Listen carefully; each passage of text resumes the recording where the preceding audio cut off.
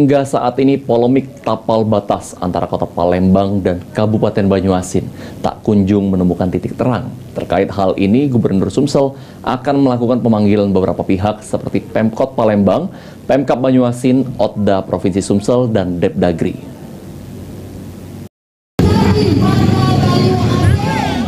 Hingga saat ini polemik tapal batas antara Kota Palembang dan Kabupaten Banyuasin tak kunjung menemukan titik terang. Bahkan pada unjuk rasa minggu lalu, ribuan warga mengancam untuk golput jika keinginannya menjadi warga Kota Palembang tidak disepakati.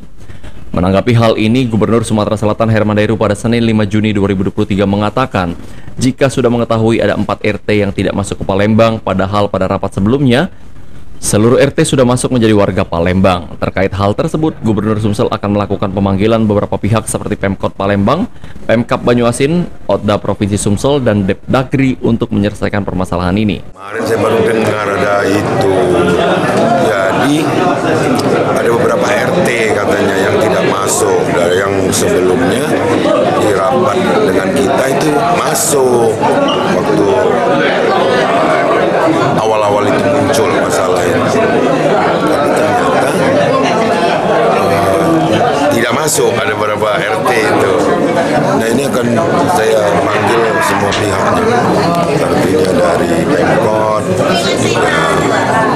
dari Otda Provinsi, juga perlu kita undang dari Depdagri untuk bahwa ini ada aspirasi masyarakat, juga pihak Banyuasin akan kita undang. Sementara itu, Bupati Banyuasin Askolani mengatakan pembahasan tapal batas ini sudah ditengahi langsung Gubernur dan Menteri Dalam Negeri. Saat ini keputusan sudah keluar, pihak Pemkab Banyuasin sendiri akan mematuhi keputusan tersebut. Jika masih ada yang tidak puas dengan keputusan tersebut, dipersilakan melakukan upaya hukum lainnya. Sementara bagi masyarakat yang tetap ingin menjadi warga Palembang, pihak Pemkab Banyuasin sendiri tidak mempermasalahkannya. Namun wilayah tersebut masuk dalam wilayah Kabupaten Banyuasin secara hukum. Kalau masih ada yang tidak puas dengan keputusan Menteri Dalam Negeri yang dimaksud, silakan melakukan upaya-upaya hukum lainnya.